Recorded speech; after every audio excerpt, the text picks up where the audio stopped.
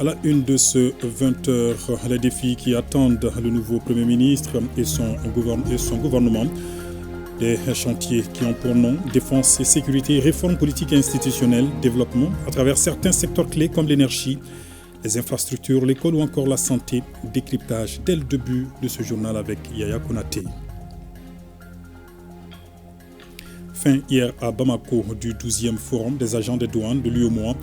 La rencontre recommande notamment l'établissement d'une cartographie des frontières fragiles de l'espace UEMOA, la mise en place d'une plateforme de partage de renseignements aux frontières, l'interconnexion des systèmes informatiques douaniers ou encore la formation des agents sur la sécurisation des frontières fragiles.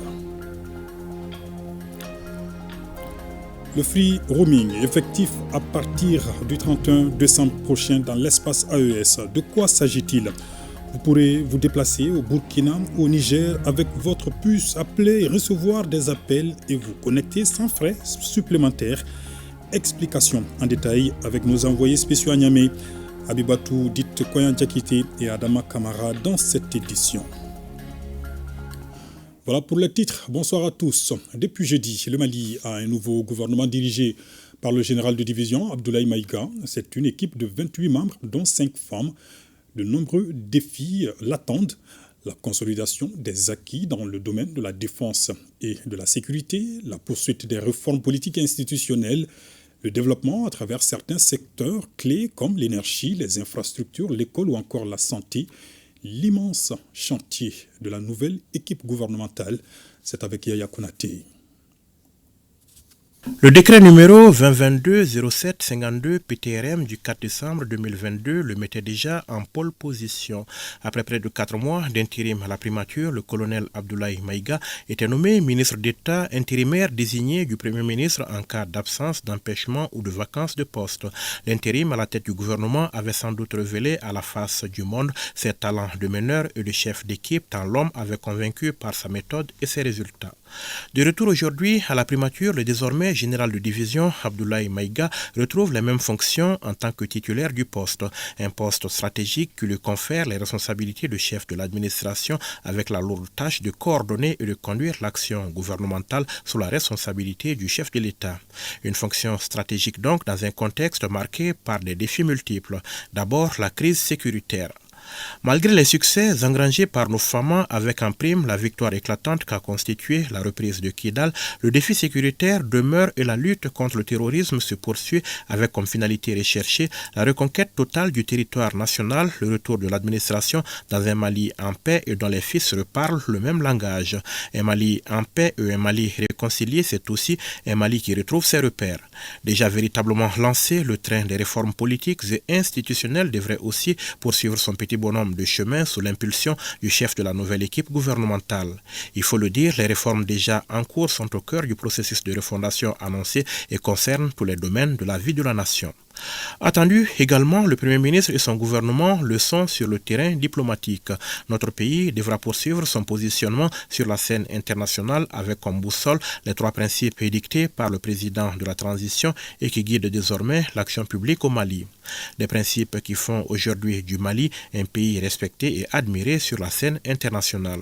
Il s'agira en outre pour notre pays de consolider sa position dans la sous-région à travers la Confédération AES, mais aussi de réussir la sortie annoncée de la CEDEAO, la communauté économique des États de l'Afrique de l'Ouest. Au nombre des défis, on peut citer également la poursuite des efforts dans le cadre de la bonne gouvernance, la lutte contre la corruption, la relance économique, l'apaisement du climat social ou encore l'organisation d'élections libres, crédibles et transparentes, sans oublier la résolution de la crise énergétique que traverse le pays et qui affecte les Maliennes et les Maliens au quotidien. Pour faire face à l'ensemble de ces défis, le général Maïga devra donc faire appel à toutes ses qualités d'homme d'État dans la conduite de l'action gouvernementale sous le leadership du président de la transition, chef de l'État, le général d'armée Assimi Goïta, à qui il revient dans la pratique de définir les grandes orientations à travers une feuille de route qui fixera le cap pour la nouvelle équipe. Et puis, dans des communiqués déposés à notre rédaction, à l'association Assimi Demeton de Koutiala et le Conseil supérieur des immigrants des Alliés adressent leurs félicitations au général de division Abdoulaye Maïga pour sa nomination au poste de Premier ministre chef du gouvernement et félicitent les membres du nouveau gouvernement. Également dans l'actualité, l'établissement d'une cartographie des frontières fragiles de l'espace UEMOA, la mise en place d'une plateforme de partage de renseignements aux frontières, l'interconnexion des systèmes informatiques douaniers et la formation des agents sur la sécurisation des frontières fragiles. Ce sont là, entre autres recommandations, issues du 12e forum des agents des douanes de l'UEMOA qui a pris fin ici hier à Bamako. Ces recommandations, une fois mises en application, devront permettre aux administrations douanières de lutter efficacement contre le financement du terrorisme et les trafics illicites. Siaka Konaté. La fragilité des frontières provoquée par l'insécurité pose des défis aux administrations douanières de l'espace UEMOA, terrorisme, trafic illicite, criminalité transfrontalière. Nous avons identifié des défis majeurs qui appellent des réponses concertées, à savoir la sécurisation des frontières fragiles face à des menaces telles que le terrorisme, le trafic illicite des armes, des médicaments et les migrations non contrôlées. Également la facilitation des échanges commerciaux pour soutenir la croissance économique dans un contexte mondial marqué par des perturbations des chaînes d'approvisionnement. Et aussi pour renforcer le commerce intracommunautaire dont le niveau élevé est la marque d'un espace véritablement intégré. Que les défis auxquels nous faisons face aujourd'hui sont aussi des opportunités. Opportunités de renforcer notre solidarité, opportunité d'innover dans nos méthodes de travail et d'affirmer notre rôle essentiel dans la construction d'une Afrique de l'Ouest unie, prospère et sécurisée. Un problème connu est à moitié résolu, dit-on. Pour relever ces défis, le 12e forum des agents des douanes de l'UEMOA recommande à l'organisation sous-régionale d'établir une cartographie des frontières fragiles, de mettre en place une plateforme de renseignement sécurisée aux frontières et de former les agents sur la sécurisation des frontières fragiles. Il est demandé aux États membres d'assurer l'interconnexion des systèmes informatiques douaniers, d'identifier les insuffisances juridiques et institutionnelles en matière de gestion des risques et de renforcer l'information et les missions conjointes entre les douanes et les autres forces de défense et de sécurité. Le forum de Bamako a permis de mesurer le chemin parcouru depuis la 11e édition et ouvre la voie à de nouvelles perspectives. Les pertinentes résolutions et recommandations issues de vos travaux consolideront, j'en suis convaincu, les acquis et baliseront le terrain pour faire en sorte que le cadre de coopération entre les administrations douanières soit plus dynamique et porteur de solutions aux préoccupations de chacun et de tous. Aussi, la solidarité, l'engagement, la proactivité face aux défis et l'accompagnement de vos administrations seront des gages de réussite. En tout cas, pour notre part, nous nous engageons à mettre en œuvre les 6 recommandations dont 3 concernent les États et 3 l'UEMOA. Les participants ont visité le musée national où ils ont pu découvrir la richesse et la diversité de la culture malienne. Ils ont d'autre part salué la mémoire de leurs collègues tombés sur le champ d'honneur en déposant une gerbe de fleurs au monument qui leur est dédié dans la cour de la Direction générale des douanes. À partir du 31 décembre prochain, vous pourrez vous déplacer au Burkina Faso ou encore au Niger avec votre puce, appeler et recevoir des appels et vous connecter même avec votre data. Tout cela sans frais supplémentaires, oui. Le free roaming dans l'espace AES sera effectif. Une bonne nouvelle donc pour les populations de l'espace qui en tireront les avantages. Explications avec nos envoyés spéciaux à Niamey, Abibatou dit Koyan Diakité et Adama Kamara. Fin d'une journée de travail ici à Niamey. Il est 22h passées de 57 minutes. On va appeler au Mali pour prendre des nouvelles de la famille. Eh bien, je vais voir mes unités. J'ai 145 francs. On va appeler à la maison pour prendre des nouvelles. Et non, ça n'est pas possible. Parce que je n'ai pas assez d'unités, parce qu'il me faut beaucoup plus d'unités pour passer cet appel-là. Eh bien, à partir du 31 décembre 2024, tout cela ne sera plus qu'un mauvais souvenir avec l'effectivité du free roaming. Les ministres en charge des communications électroniques de la Confédération de l'Alliance des États du Sahel ont eu des séances de travail avec les acteurs du domaine des 3 pays, à savoir le Burkina Faso, le Mali et le Niger, en marge de la semaine du numérique du Burkina Faso, tenue du 12 au 15 novembre dernier à Ouagadougou. C'est suite à cela qu'une déclaration a été rendue publique sur le free roaming. Réunis à Niamey ce 21 novembre, les autorités de régulation ont à leur tour signé un mémorandum d'entente qui concrétise la réalisation de ce projet. La part du Mali dans ça, c'est qu'aujourd'hui, nous sommes très engagés. Nous avons aujourd'hui le lead de cette confédération. Donc les actes forts comme celui-là sont portés non seulement par les 3 pays, mais singulièrement par le Mali, par l'impulsion et que vous pouvez le constater par la taille de la délégation du Mali qui est venue assister à cette signature-là aujourd'hui. Et nous osons espérer que les autres actes aussi significatifs que comme celui-là se suivront, notamment sur le plan du transport et autres domaines économiques. Pour l'heure, parlant du free roaming, toutes les dispositions sont prises pour son fonctionnement efficient. Ce processus aussi, il est prévu de faire le suivi de la mise en œuvre de cette disposition pour que l'on puisse voir à chaque fois qu'il y a des difficultés de mise en œuvre, de pouvoir corriger ces difficultés et d'avancer vers l'atteinte des objectifs. Et en même temps, surtout, un accent particulier sera porté sur les populations vivant dans les frontières qui vont capter souvent certains réseaux de façon involontaire pour que ceux-ci ne soient pas pénalisés dans ces cadres. Ça, c'est des aspects techniques liés à la mise en œuvre de cette instruction. Rappelons que le mémorandum d'entente sur le free roaming a été signé par le président de l'autorité de régulation des télécommunications, des TIC, et des postes à MRTP. Au cours de son séjour, Saïdou Pona Sankaré a rendu une visite de courtoisie à l'ambassadeur du Mali au Niger. De son côté, l'ARCEP Niger a organisé une journée sportive ce vendredi et une belle fête pour finir en beauté la célébration de ses 25 années d'existence. Et les derniers jours de la COP29, très intense en débat et en négociation. Oui, le pavillon du Mali n'est pas resté en marge donc, de ces activités. Il a abrité plusieurs panels animés par des membres de la société civile et des organismes publics. Les sujets évoqués sont relatifs aux inondations au Sahel, à l'assainissement, à la place des femmes et des jeunes dans la gestion de l'environnement. On fait le point avec nos envoyés spéciaux à Bako, Al-Husseini Touré et Abouakar Traoré.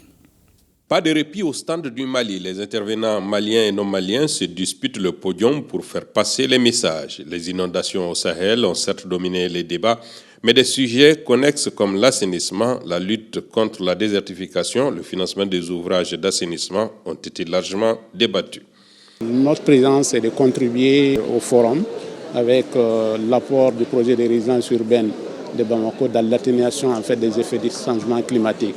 Donc la réalisation de toutes ces infrastructures que les projets doivent réaliser contribue à diminuer les effets de l'émission des effets de gaz à effet de serre, également la maîtrise également de beaucoup d'impacts à travers la réalisation d'infrastructures pour gérer les questions d'inondation, également l'adaptation en fait des populations au changement climatique. D'autres thèmes comme l'industrialisation de l'Afrique, les solutions d'adaptation au changement climatique en milieu rural, la place des jeunes dans les négociations, femmes et environnement sont également à l'ordre du jour.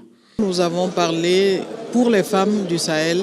Les énergies renouvelables nous semblent être vraiment une opportunité, être la solution par rapport au développement durable. Des exemples ont été donnés. Sur le Mali, nous avons une intervention au niveau de Kéla, qui est dans le Mandé, où on fait vraiment la promotion des énergies renouvelables. Et ce sont des petites entreprises qui sont gérées par les femmes. Donc nous avons également le cas du Niger qui a été présenté et du Burkina Faso. Pour vous dire que vraiment les énergies renouvelables sont la solution. Et la question quand même, il ne faut pas négliger, c'est que comment nous, Africains et surtout Sahéliens, nous pouvons mieux nous industrialiser. C'est des questions pertinentes sur lesquelles également l'assistance a eu à échanger. Il faut rappeler que les animations de ces derniers jours ont toujours été menées par des experts maliens, nigériens et burkinabés, exposant chacun l'expérience de son pays. Ici à Bamako, fin d'une séance de travail entre Brésiliens et Maliens autour du projet Coton-Sol. Il s'est agi pour les deux parties d'analyser les réalisations faites par le projet et formuler des recommandations allant dans le sens de la continuité du projet. Les détails avec Youssouf Diakité et Yacouba Kone. Le projet brésilien Coton-Sol, lancé en 2019 avec le gouvernement du Mali, a pour but d'améliorer les rendements des cultures de coton tout en promouvant des pratiques agricoles durables. À l'issue des travaux de cette séance de travail entre Brésiliens et Maliens, les deux parties ont formulé des recommandations. Je suis particulièrement heureuse. Ça, c'est la deuxième réunion du comité de pilotage. Et c'est un fort signe de la volonté du Brésil et de la volonté de Mali de travailler ensemble dans un secteur aussi important pour le développement du Mali et dans lequel nous avons une vaste expérience que nous voulons partager avec la société, l'État malien. Cette phase du projet elle se termine le mois de décembre 2026. Je suppose qu'on prend maintenant les premiers pas pour continuer après. En presque 4 années d'existence du projet, les réalisations sont remarquables, notamment la réalisation des tests pour l'amélioration du sol en utilisant des amendements comme le blindasol, la réalisation d'un système de collecte des eaux de pluie avec un réservoir de 5000 litres permettant de mieux gérer les ressources en eau. Au regard de ces résultats, la partie malienne souhaite la pérennisation du projet. Pendant 3-4 ans, l'équipe brésilienne a bravé tout, que ce soit sur le plan insécurité, sur le plan maladie, pour venir apporter leur modeste contribution à la partie malienne. Considérant donc le dynamisme de cette équipe, que ce soit de l'UFLA, que ce soit de l'ABC, l'avenir du coton, l'avenir du Mali réside dans l'agriculture durable. Parler d'agriculture durable aujourd'hui, c'est parler des sols, c'est parler de conservation, c'est parler d'innovation. CNDT, à travers le PDG, s'engage à prendre toutes les dispositions pour poursuivre l'accompagnement de ce projet et s'accaparer des résultats pertinents qui vont sortir de ce projet. On peut donc dire que cette séance de travail entre Maliens et Brésiliens a comblé les attentes selon les administrateurs du projet.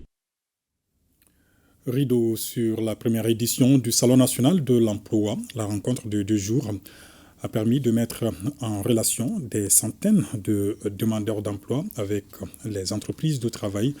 L'événement a mobilisé environ 400 employeurs et plus de 1000 demandeurs d'emploi. Le point avec Mamadou Fane. Clap de fin pour la première édition du Salon national de l'emploi. Durant 2 jours, demandeurs d'emploi et employeurs ont partagé leur expérience et les opportunités qu'offre le marché de l'emploi au Mali. Il y a des offres concrètes parce qu'il y a des entreprises qui s'étaient même engagées avant le début du salon avec des lettres d'engagement de prendre des stagiaires. On espère en tout cas que ces stages se traduiront en emploi ou en tout cas que ces emplois vont se pérenniser. Le digital, outil efficace de rapprochement des offres et demandeurs, la décentralisation et la promotion de l'emploi local, le financement et la garantie des projets d'entreprise pour la promotion de l'emploi sont autant de thématiques qui ont suscité l'intérêt et l'adhésion des participants. Les semaines à venir ou les mois à venir, nous saurons à peu près mesurer l'impact de ce qui a été vraiment tous ceux qui sont venus, s'ils ont eu vraiment les profils recherchés, est-ce qu'il y a eu des opportunités par rapport à cette interaction entre demandeurs et offreurs. Il y a des données qui sont collectées, maintenant il faut faire l'évaluation de ce qui a été fait durant ces 2 jours. Nos actions doivent converger vers la réduction du chômage et du sous-emploi, dont les causes sont entre autres le manque de financement et l'insuffisance d'offres d'emploi. Le département de l'Entrepreneuriat national de l'emploi et de la formation professionnelle est très honoré d'avoir accueilli tant d'acteurs et d'éminentes personnalités venus de tous les horizons du pays et de notre espace AES pour rehausser la qualité de nos travaux. Au terme de cette première édition du Salon de l'emploi national, l'espoir est permis pour ces milliers de demandeurs d'emploi en quête de travail et aussi pour les bureaux de placement à la recherche du meilleur profil. Journée africaine de la statistique, elle est célébrée le 18 août. Les acteurs de la statistique et leurs partenaires ont échangé sur des sujets en lien avec le thème relatif à l'éducation en matière de production d'informations pertinentes sur le secteur. Nouhoum Sissoko. Éducation et capture du dividende démographique au Mali. Présentation du SIGE, Système d'information et de gestion de l'éducation. L'éducation et l'alphabétisation de l'EMOP, enquête modulaire et permanente auprès des ménages. Voilà les sujets au centre des échanges de la 34e journée africaine de la statistique. L'exercice vise à présenter des informations relatives au secteur de l'éducation. En modernisant nos systèmes de production statistique, nous soutenons les décideurs politiques, les pédagogues et les chercheurs pour mieux comprendre les réalités de nos systèmes éducatifs, identifier les défis et mettre en œuvre des politiques efficaces. L'Institut national de la statistique est résolument engagé à produire des statistiques éducatives de qualité et répondant aux besoins spécifiques de notre pays. La démocratie, l'amélioration du système de gouvernance à laquelle aspirent les Maliens et les Maliennes ne peuvent être bâtis que sur un socle commun d'informations statistiques fiables, crédibles et à jour, au service de la bonne gouvernance. Seules les statistiques de qualité fournissent une base objective pour la formulation de politiques et la prise de décisions fondées sur des preuves. Le soutien à l'activité statistique participe de la volonté politique de l'État au développement et à la bonne gouvernance. C'est pourquoi nombre d'actions ont été réalisées. La forte contribution de l'État au financement des phases de dénombrement du recensement général des unités économiques en 2021 et du 5e recensement général de la population et de l'habitat en 2022. La relecture de l'ordonnance portant création de l'INSTAT pour lui accorder une partie de la redevance statistique en 2024.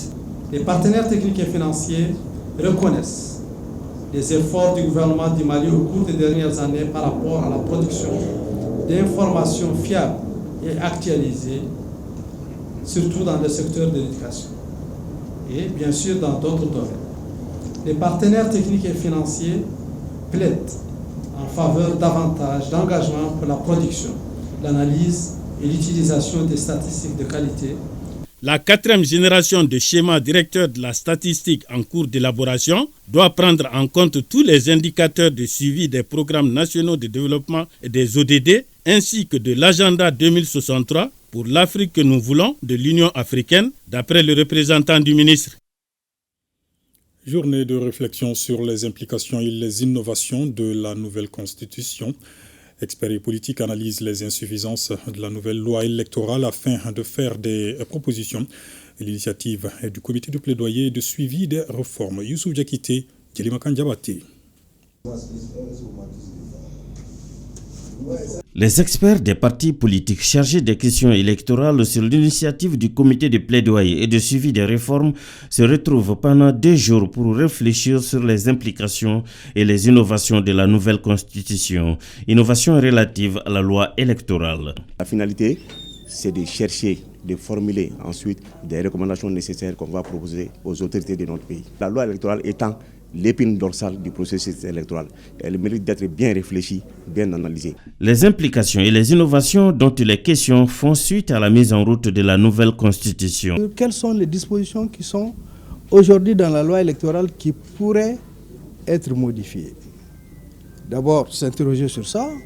Ensuite, s'interroger sur si ça doit être modifié. Dans quel sens? Quelles propositions nous, acteurs politiques, pouvons faire aux autres acteurs? Au dire des initiateurs des dites journées de réflexion, les femmes ont un rôle capital à jouer dans le succès de toute gouvernance. Les changements majeurs qui sont survenus dans la nouvelle constitution, notamment en lien avec le bicéphalisme, il va y avoir 2 chambres, et aussi il va y avoir un organe de gestion des élections et certains délais tels que les 72 heures pour la contestation, entre autres, par rapport aux élections. Donc, en lien avec ces changements majeurs-là, je crois que les partis politiques ont beaucoup impacté sur la nouvelle constitution et la nouvelle loi électorale. Nous, les femmes, nous sommes pour l'innovation. La constitution, c'est le soubassement et la carte d'identité d'un pays. Donc ça, c'est pas question des partis ou quoi, mais c'est question de nation. La présidente du comité de plaidoyer et de suivi des réformes estime que l'implication de l'ensemble des acteurs politiques dans le processus de la relecture de la loi électorale permettra d'éviter des incompréhensions post-électorales. Cette loi qui traite de l'organisation, de la gestion des élections, si elle n'est pas comprise, peut être l'un des facteurs déstabilisateurs de notre pays, en témoignent les élections de 2020. Pour ces raisons, l'adoption de la Constitution de juillet 2023 et le projet de révision de la loi électorale adopté en Conseil des ministres, les experts du comité de plaidoyer et du suivi des réformes et les experts du Forum des partis et mouvements politiques, comme ils l'ont toujours su le faire, apporter leur contribution à cette relecture de la loi électorale pour une meilleure gestion des élections du Mali. Les conclusions de ces travaux seront transmises aux autorités, disent les organisateurs, pour exploitation en vue de l'organisation des élections transparentes répondant aux aspirations de l'ensemble des acteurs. Et ce meeting de soutien aux autorités de la transition, c'était hier en commune 4 du district de Bamako. L'initiative du conseil communal de la jeunesse. Ce mouvement de jeunes explique sa mobilisation par les efforts consentis par les autorités en matière de sécurité et de réforme politique et institutionnelle. Timoko Konaté. Démonstration de force à l'initiative du conseil de la jeunesse de la commune 4 du district de Bamako. Une initiative qui se veut un soutien aux autorités de la transition dans la conduite des affaires. Il a dit, si je suis, c'est la jeunesse malienne que je suis. C'est pour sortir du dur que la jeunesse malienne est derrière lui. La jeunesse malienne est prête à donner son sang pour la survie de notre nation, à le soutenir jusqu'au bout, à lui dire merci d'avoir écouté son peuple de la décision prise, à savoir la nomination du général de division Abdoulaye Maïga comme premier ministre. Chefferie traditionnelle, association de femmes, particuliers, tous réitèrent leur adhésion aux idéaux qui déterminent la trajectoire tracée par les autorités de la transition. Ce que je conseille à tous les jeunes du Mali, en particulier les jeunes de la commune 4, de continuer sur ce chemin pour un Mali en paix, un Mali uni et un Mali prospère. La première des forces, la force qui est fondamentale, la force qui est essentielle, c'est d'abord la force innée à toi-même. Depuis plus d'un an, l'autorité de l'État s'exerce sur l'ensemble du territoire national et ce depuis la reconquête de Kidal par les femmes. Les services sociaux de base y fonctionnent à plein régime. Illustration du retour sans conteste de la région dans les girons de la mère patrie. Un exploit parmi tant d'autres à l'actif des autorités de la transition salué au cours de ces meetings. Aujourd'hui, les militaires là ont montré aux Maliens et aux Maliennes qu'avant de compter sur qui que ce soit, il faut compter sur soi-même. La jeunesse de la commune 4 est en train d'aller vers ce sens. Et nous ne pouvons que les accompagner. De 2012 à nos jours, notre pays a subi un certain nombre d'événements. Et si ce n'était pas la venue des autorités de la transition, maintenant trouverait que nous nous sommes retrouvés avec 2, 3, 4 pays. La division était inévitable. Au terme de ces meetings, le Conseil communal de la jeunesse a remis pour qui des droits un mémorandum au président de la délégation spéciale. Deuxième comité de pilotage du projet 2 du programme de renforcement de la résilience à la sécurité alimentaire et nutritionnelle au Sahel. Les administrateurs planchent notamment sur le plan de travail et le budget au titre de l'année 2025. Batraoré, reportage. La présence massive des membres à ce premier comité de pilotage du PARCB, projet d'appui au renforcement de la résilience des communautés de base, est un signal fort.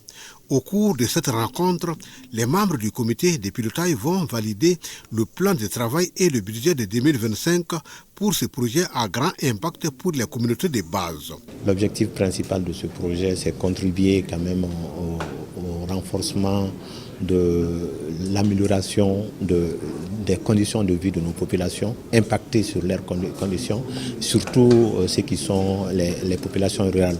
Ils sont tellement fatigués, donc on veut vraiment faire des actions en faveur de ces populations-là. Ce projet marque l'engagement du gouvernement du Mali en faveur de la sécurité alimentaire et nutritionnelle. Cet objectif est en droite ligne de la mise en œuvre de la vision de son Excellence, le président de la transition chef de l'État, le général d'armée Assimi Goïta, qui, je rappelle, est de faire du Mali une puissance agricole sous-régionale, où le secteur agricole sera un moteur de l'économie nationale, assurant la sécurité alimentaire et nutritionnelle des populations urbaines et rurales et générant des emplois et des revenus significatifs dans une logique de développement durable, respectueux de l'environnement. Plus de 150 000 personnes vont bénéficier de ce projet.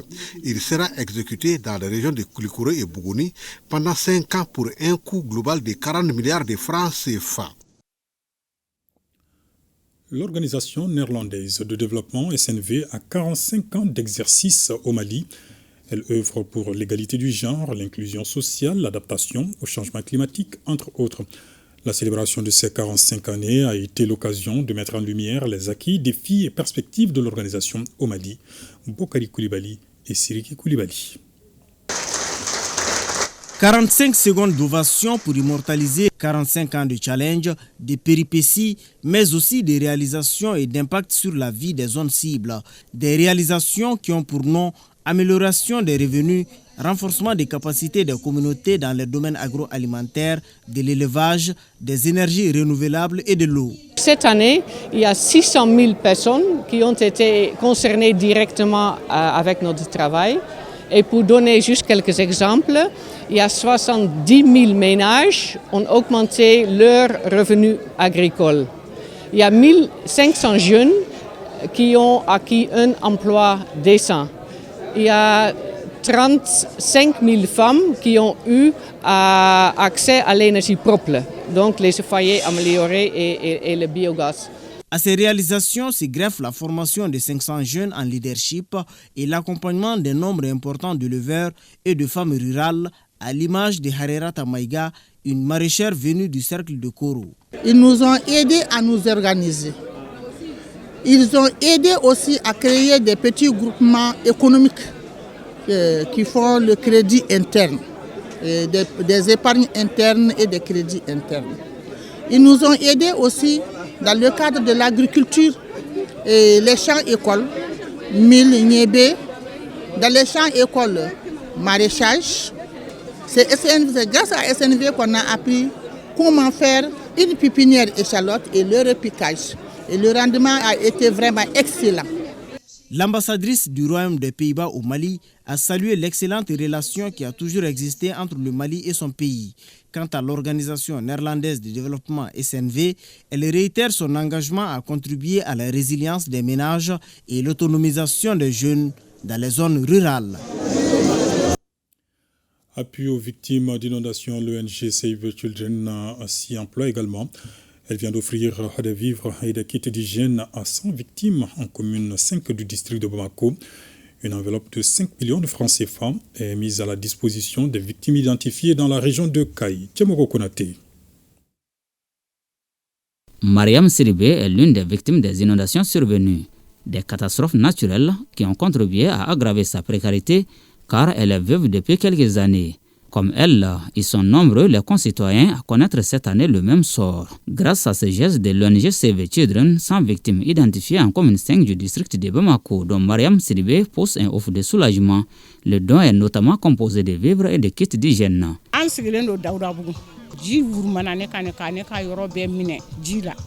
Nous sommes domiciliés à Daoudabougou.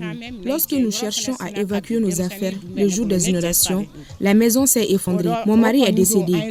Je suis en charge des enfants. Je suis vraiment contente de ce geste. Cette initiative vise à répondre aux besoins des populations sinistrées à travers des actions concrètes, notamment la distribution de vivres et de non-vivres à 100 ménages sinistrés, des transferts monétaires. En plus de ces dons en nature, l'ONG Save Children s'est aussi manifestée en espèces. Il s'agit d'un chèque géant de 5 millions de francs CFA destiné à des victimes d'inondations de la région de Kaya. Des actions humanitaires qui constituent un appui direct non seulement aux bénéficiaires, mais aussi accompagnent le gouvernement dans ses efforts d'atténuation des effets néfastes des inondations. Merci vraiment pour ces gestes de solidarité à travers cette intervention d'urgence dans certaines communes les plus touchées par les inondations dans le district de Bamako. Et aussi, nous apprécions vraiment à juste valeur. Cette cérémonie marque le lancement officiel d'une série de remises de dons aux victimes des inondations. Pour dire qu'en plus du district de Bamako, d'autres localités du pays occupent une place de choix dans le plan d'action. Et puis la ville de Diré, dans la région de Tombouctou, fait face à une menace d'inondation. Elle est occasionnée par le relâchement d'une digue de protection. Le préfet du cercle évalue la situation et rassure les populations. Les détails avec Najim Babassi. La population de Diré est dépassée par la montée brusque de l'eau du fleuve.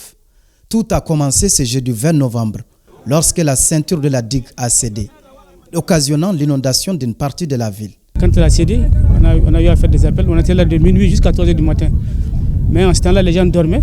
Les quelques jeunes qui étaient là, qui ont vraiment félicité le conseil communal de la jeunesse, était là.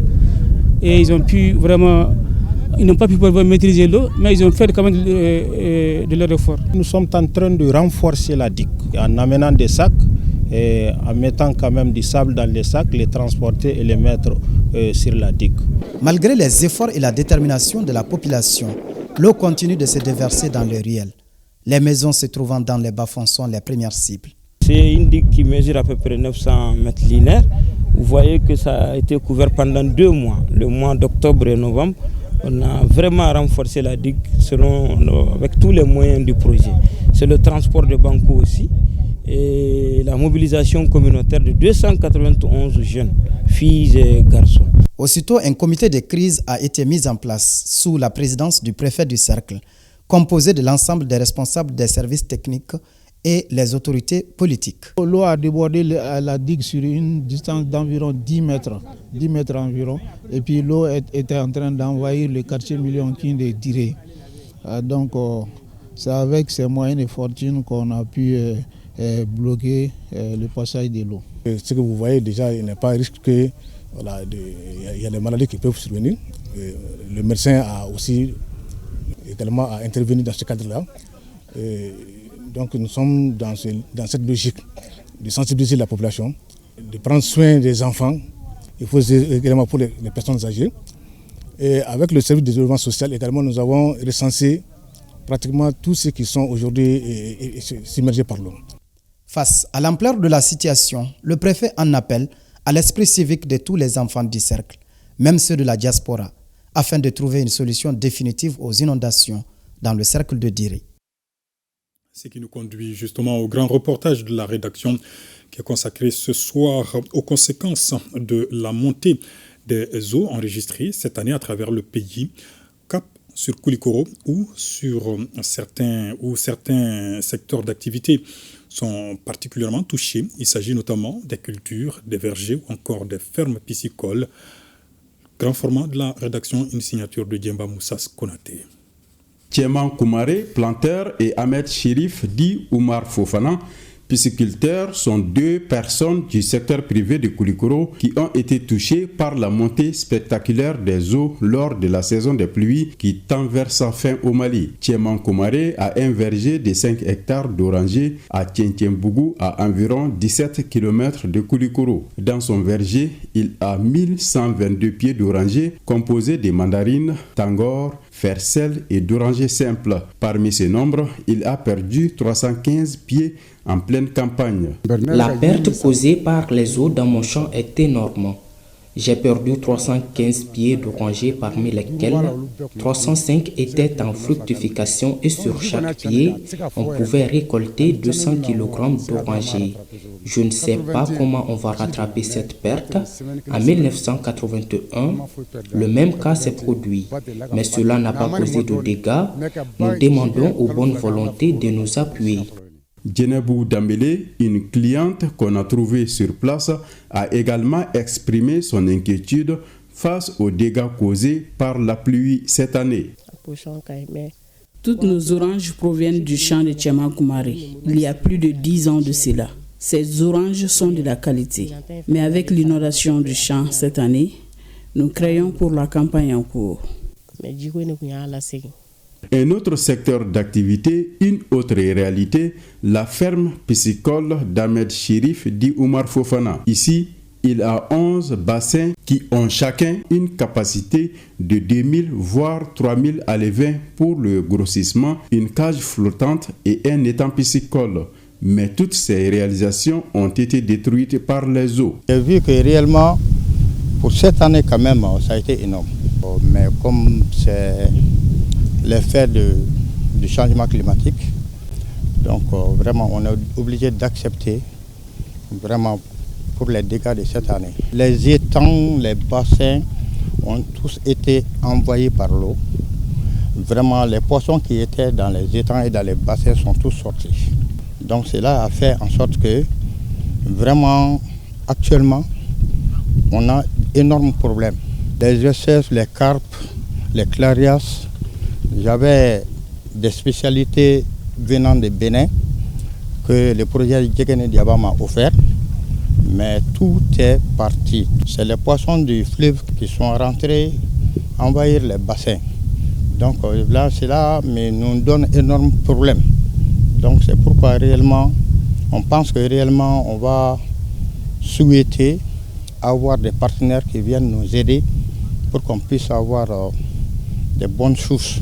Pour nos deux producteurs, la montée des eaux de cette année doit interpeller tout le monde afin de prendre les mesures adéquates pour préserver les différentes réalisations. À Ségou, le Conseil régional signe des conventions de financement avec des porteurs de projets. Le montant, plus de 65 millions de francs CFA. Certains bénéficiaires entendent évoluer dans l'embouche bovine ou encore l'aviculture. On en sait davantage avec Honoré Tienou et Bassi Traoré. Dans le cadre de son programme Développement rural et sécurité alimentaire MLI 021, le Conseil régional de Ségou lance le financement des projets productifs d'initiatives privées. Un lancement justifié par la remise de chèques symboliques à 8 bénéficiaires pour un montant de 8 millions de francs CFA. La phase insertion a bien commencé avec ce programme transitoire qui nous permet dans ces objectifs de financer plus de 500 jeunes. La mise en œuvre des PPIP va créer des emplois pour les jeunes hommes et les jeunes femmes, améliorer les revenus permettant ainsi de booster l'économie régionale. C'est pourquoi nous invitons tous les acteurs régionaux à poursuivre la concertation et les efforts pour accompagnement de ces initiatives. Aussi, des conventions de financement sont signées pour la réalisation des projets innovants. Le montant mobilisé pour ce volet s'élève à 65 millions de francs CFA. Au nom de tous les bénéficiaires, je remercie le Conseil régional et le LIXDEV de nous avoir accordé cette chance. Les jeunes bénéficiaires des projets, nous leur demandons d'être très prudents, de faire une gestion très stricte des moyens qui seront alloués à leurs projets, parce que c'est la pérennité qu'il faut voir et l'avenir. Financé par la coopération luxembourgeoise, le programme MLI 021 touche plus de 60 bénéficiaires pour un montant global de 700 millions de francs CFA dans la région de Ségou. Accueil lancement du projet de renforcement du leadership et des capacités des organisations de la société civile. C'est pour accroître leur contribution à l'action publique. Coût total du projet, environ 729 millions de francs CFA pour une durée de 3 ans. Balkissa Sadibou Chérif Aïdara. Parmi les objectifs du projet de renforcement du leadership et des capacités des organisations de la société civile pour accroître leur contribution à l'action publique, PROSCAP, le renforcement des capacités opérationnelles et techniques des organisations de la société civile malienne œuvrant dans les domaines de l'hygiène, assainissement et préservation de l'environnement, il est mis en œuvre par le consortium Stop Sahel, Agicad et Oxfam. À travers ces projets, Oxfam et ses partenaires souhaitent s'appuyer sur l'ancrage communautaire de nombreuses organisations de la société civile, d'expertise variées dans la région de Caille, mais aussi du poids démocratique et économique des jeunes et des femmes afin de répondre aux défis de la région en termes d'accès à l'eau, l'hygiène, assainissement et de préservation de l'environnement et renforcement de la participation citoyenne. Le conseiller aux affaires économiques et financières du gouverneur de la région de Caille, tout en reconnaissant le rôle d'amplification des efforts du gouvernement malien par le PROSCAP, a rappelé quelques actions déjà entreprises par l'État malien dans le cadre de la préservation de l'environnement, l'hygiène et l'assainissement. La nouvelle constitution du Mali, en son article 25, stipule, je cite, « La protection de l'environnement et la promotion de la qualité de vie sont un devoir pour tout citoyen et pour l'État. » Fin de citation. Cette volonté est confirmée dans la politique nationale de l'environnement, élaborée en 1998 et qui met un accent particulier sur l'amélioration du cadre de vie des populations rurales et urbaines, en dotant celles-ci d'infrastructures d'assainissement et de lutte contre diverses pollutions. C'est dans cette dynamique que le Mali, en 2009, s'est doté d'une politique nationale d'assainissement PNA, adoptée pour servir de document de référence dans le sous-secteur du Mali. Le lancement du PROSCAP à Caille a regroupé les élus et acteurs de la société civile des communes de Caille, Maïna, Djokeli, Ségala et Sero-Djamanou. À Sikasso, l'INPS ouvre ses portes à la population. Objectif, sensibiliser et informer les usagers pour approfondir davantage leurs connaissances sur les services proposés par la structure. Moussokoro Sirimi et Taïrou Konate. À travers cette journée porte ouverte, l'Institut national de prévoyance sociale veut résorber le déficit de communication et d'information autour de ces différentes prestations dans une dynamique de renforcement du dialogue entre ses usagers et permettre à ceux-ci de mieux comprendre les avantages sociaux auxquels ils peuvent prétendre. Ça rentre dans le cadre de la vision managériale du directeur général de l'INPS. Faire connaître l'INPS et rapprocher l'INPS de ses assurés, faire la promotion des produits INPS et les formalités d'accès à ces produits-là. Je place cette journée sous le signe de la promotion de la protection sociale déjà aux couches vulnérables. Ouverte au grand public, cette journée est consacrée à des consultations gratuites et un exposé sur les thématiques comme les principes d'acquisition des prestations de l'Institut, la constitution des dossiers de retraite, d'allocation ou encore d'adhésion à l'amour pour le secteur informel. Il y a tellement d'informations au niveau de l'INPS que les gens ignorent. Cela fait qu'ils perdent des droits comme ça. C'est une bonne chose. J'aurais préféré qu'on trouve encore une autre séance, une autre possibilité, afin que les affiliés à l'INPS soient mieux informés.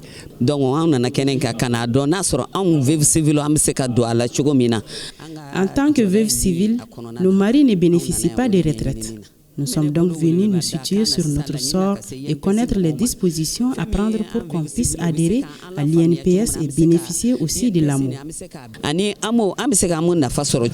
Cette journée porte ouverte donne ainsi le temps d'une série d'activités initiées par l'INPS, parmi lesquelles un match de football et l'émission de divertissement Top Étoile.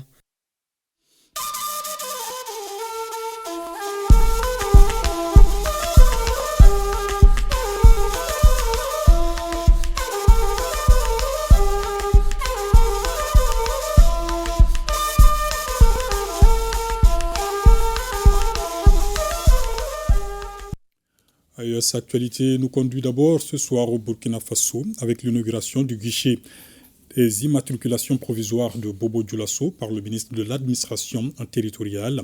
Ce guichet marque une étape importante dans le processus de modernisation et de décentralisation des services administratifs, particulièrement dans le secteur des transports au Burkina Faso. Les explications avec Bamakan Yannick Dabiré et Adama Julien Dambélé de la RTB. Après Ouagadougou, Senkassé et Dakola, Bobo Dioulasso dispose désormais d'un guichet des immatriculations provisoires. Inauguré ce matin au sein de la plateforme du port sec, ce service de la Direction générale des transports terrestres et maritimes a non seulement pour mission la délivrance des immatriculations provisoires W au profit des concessionnaires et autres intermédiaires de vente de véhicules, mais aussi l'établissement des certificats WW pour les acheteurs des 10 véhicules. Ce système d'immatriculation concerne tout type de véhicules à traction moteur dont la cylindrée dépasse les 50 cm3. Les sociétés agréées ont droit à ce 1W qui est valable pour une année. d'un montant de 50 000 francs. Et tous les motos que vous avez dans votre entrepôt, vous êtes autorisés avec l'installation que nous avons mise à votre disposition de pouvoir immatriculer immédiatement l'engin ou la voiture du client avant qu'il ne quitte en tout cas votre entreprise. Parce qu'on n'a pas le droit, comme on l'a rappelé dans les textes, de circuler avec un engin sans immatriculation. Alors les 2 W, ça c'est le consommateur initial. Pour ce faire, les usagers devront fournir les informations concernant l'identité du propriétaire final du véhicule ou cycle, le document douanier et s'acquitter de la somme de 12 500 francs pour les véhicules et 9 500 francs pour les autres types. Cette cérémonie d'inauguration lance conjointement le démarrage officiel du système d'immatriculation dans les séries provisoires W et WW dans le Grand Ouest. La phase de sensibilisation et d'adhésion du système d'immatriculation provisoire qui a débuté le 10 octobre 2023 prend fin pour compter d'aujourd'hui. Conformément aux actions programmées, dans la mise en œuvre des immatriculations provisoires, la vulgarisation du système est prévue sur toute l'étendue du territoire national afin de faire de nos routes des espaces plus sûrs. Au Niger, le chef de l'État a reçu une délégation de panafricains présents à Niamey dans le cadre de la conférence de solidarité avec les peuples du Sahel. Ils sont venus faire le point de leurs travaux au général de brigade Abdourahmane Chani. Le point avec Lawali Moutari Manaïsara de la télévision nigérienne. Présent à Niamey dans le cadre de la conférence de solidarité avec les peuples du Sahel tenue du 19 au 21 novembre 2024, ces panafricains révolutionnaires anti-impérialistes et anti-néocolonialistes africains et internationaux ont tenu à rencontrer le président du Conseil national pour la sauvegarde de la patrie, chef de l'État, le général de brigade Abdourahmane Chani, pour lui faire le point des travaux effectués durant les 3 jours. Nous avons été émerveillés par la réception. On est venu ici, on est de la délégation de WAPO et de PAT, dire notre reconnaissance, notre remerciement infini à tout ce qui s'est passé depuis la préparation, n'est-ce pas, de notre conférence jusqu'à la réalisation. Et dire merci pour tous les soins qu'il a mis à notre disposition. Le Niger est en train de faire de grands pas. Nous sommes sortis de l'audience étant satisfaits de ce que, effectivement, nous sommes venus à bon lieu, qu'on ne s'est pas trompé de venir organiser la conférence internationale de soutien au peuple du Sahel à Niamey. Et donc c'est avec ça que nous allons répandre partout la bonne nouvelle, que ce qu'on vous dit sur les masses médias impérialistes, les masses médias mensonges sur le Niger, c'est pas vrai. Il faut le rappeler, Niamey, depuis les événements du 26 juillet 2023, est devenu le symbole de la lutte des peuples qui, contre vents et marées, ont librement décidé de prendre leur destin en main sans l'immixtion d'une quelconque puissance impérialiste. C'est donc grâce à ce noble et historique combat porté par le CNSP et le peuple nigérien que ces révolutionnaires avertis ont fait le choix de Niamey pour abriter leurs assises. Cette audience s'est déroulée en présence des membres du Conseil national pour la sauvegarde de la patrie.